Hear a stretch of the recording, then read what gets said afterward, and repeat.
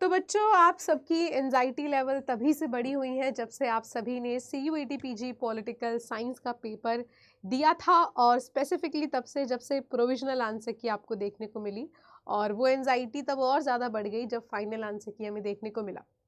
अब ऐसा मैं क्यों कह रही हूँ? तो बेसिकली जब हमने पेपर एनालिसिस किया था जस्ट आफ्टर योर एग्ज़ाम, मैंने आपको बताया था कि आपको कौन कौन से प्रश्न चैलेंज करने चाहिए प्रोविजनल आंसर के आने के बाद।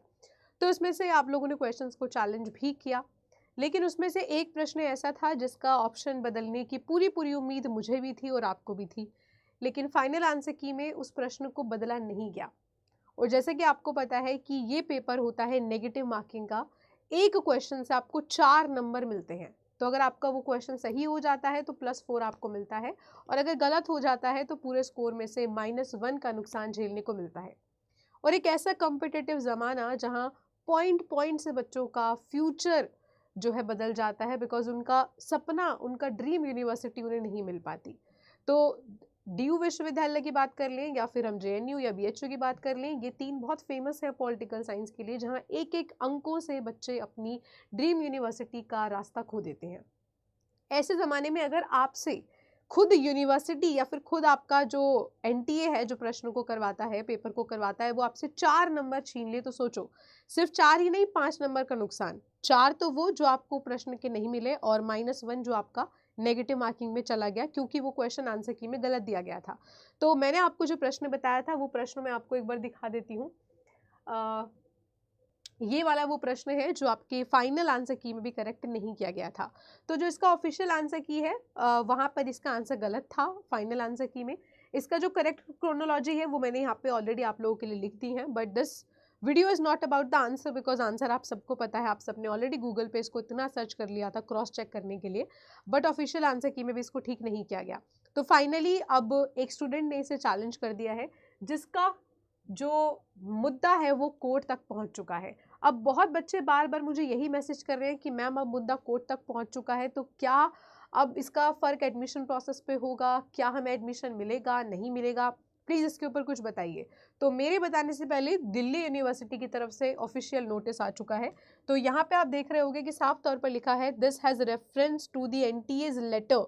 जो भी है ये है डेट, और उसके अलावा यहाँ पे लिखा है कि NTA has asked all participating universities to issue an advisory with respect to the admission to political science subject HUQP 18। क्योंकि जितनी भी यूनिवर्सिटी HUQP 18 से एडमिशन ले रही हैं वो सारी ही CUET PG स्कोर को एक्सेप्ट करती हैं। इसीलिए इस साल के टॉपर का जो नंबर थे मोहित के और सिद्धांत के, वो 265 थे। अगर ये प्रश्न वहाँ सही हो जाता तो इस साल का भी हाईएस्ट कट ऑफ 270 ही होता, जो कि पिछले साल का था। तो यहाँ पे एक बच्चे ने इसको जो है अब चैलेंज कर दिया है। तो इसमें नीचे लिखा भी हुआ है प्रॉपर तरीके से, कहाँ गया वो लाइन?